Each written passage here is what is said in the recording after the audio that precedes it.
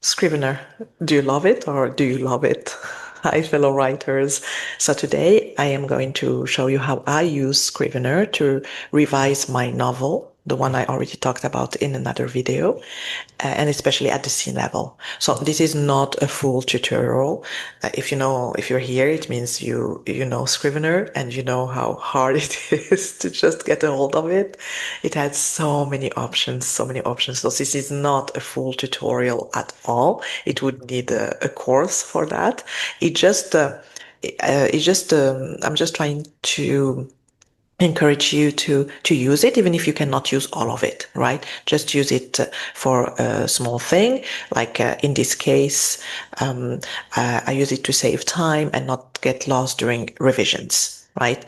So why it matters is because when I rewrite, I don't want to lose my previous drafts and I don't want to go back and forth between documents. So I want everything in one place where it's clear and it's easy to move around. So I'll just share my screen and show you exactly how I set it up. So let's go to screen share.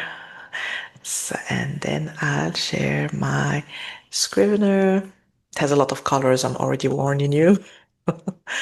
So this is my Scrivener, and here is where so just to keep it, as you see, it's color coded. So as you can see, I have my manuscript in here, manuscript, and then you can add as many folders as you want here. They already gave you characters, places, front matter, etc., but you can just create new folders and then it adds here and you can name them whatever you want. So I created a folder called first version docs. So it's basically for all the older versions. I'm not making a copy of every scene or for any little change I make. There is another option for that. In this case, it's the whole entire manuscript. Sometimes it's a rewrite. So this is already, I have here first rewrite. So I already had a previous draft and I had to rewrite it completely. So I created this new one.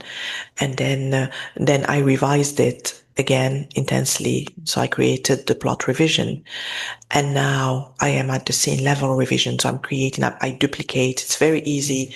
You just right click and you duplicate, right? And then when the duplicate is the one you put in the in the folder first version, and you keep this one because this one cannot move. This is the main one that you can just keep on working on and changing. This is the scene level revision where I am at now. Then I have this folder that I created for my scene list. So you can open it, but there is nothing in this scenes. It's basically just to use the corkboard, right? Like, so the corkboard is this, and here is the actual outline kind of with colors of my book. And I also put the structures, guidelines here, what it needs to have already. And so um, so the scene list for me, this is the most important part. So each card is a scene, and, and in this case, on like you would hear there is synopsis, so you would put one sentence here for the one sentence or more, right? Just to tell yourself what the scene is about. And I really try to keep it as down as a one-line summary for each scene, because if I can't summarize the scene in one or two sentences, it usually means the scene is not clear yet. And you can see all the colors. So one are for completed scenes, one are for subplots. For example, you have here and actually I can see that you cannot see my mouse. Oh no. Okay, here it is. I think, yeah, here it is. So, let me so for example, here yeah. So for the pink, it's romantic. For the greens, different timelines. It's all very, I love the colors and it just helps my brain. So I'm very visual. So I just like to see this, like the bird eye view. And so when I revise, I go scene by scene. I have the printed manuscript, I have the new outline, and so I just, I look at the scene in the manuscript, I go back to check the scene is if it's still the same. I go to the outline and change it here, change the one-line summary, just to adjust everything. And then I have my scene list that that I would copy and use in here in changing, go back again here scene by scene and make all the changes. And there's one neat option that I really love that I can show you is this one. The hold on. Yes. So if we go to, for example, let's erase this. Oops. So hold on. Let's erase this. Let's erase that. Okay, here it is. So whenever you have a blank source, for example, let me just write something here. And then I want to keep the scene, but I don't want to, duplicate the entire manuscript for one scene. So you just have this. Let me again put it here. So you have this. Sorry. Oops. Okay, I have my wonderful. So here, this is it in here. You can see, and I'm making it a little bit harder. So you can see, again, let's try it again this time.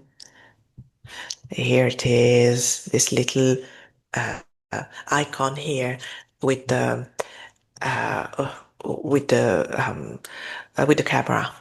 So you just go to this, you click on it, and there is the snapshot feature where you just click plus and it takes a snapshot of the entire scene. So even if you make some changes, but then you realize that you were making the wrong ones, you already have a copy of that scene in here, which is very neat and I just love it.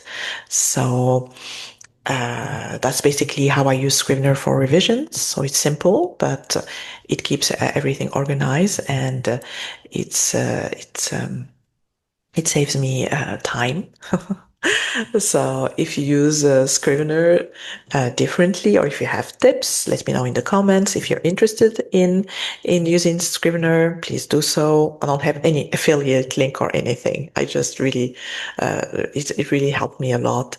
So that's why I'm just sharing it and I'm sharing my process. I'm just telling you how it is. And it's also for future Safia, or if you ever look at this video and you can see how you didn't know much about Scrivener, but with years you just started learning more and more.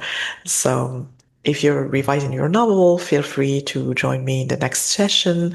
I'll time it and we'll be able to work together, be in the same uh, transformative and creative field so we can get more work done. So until next time, write and succeed. I'll see you again. Bye.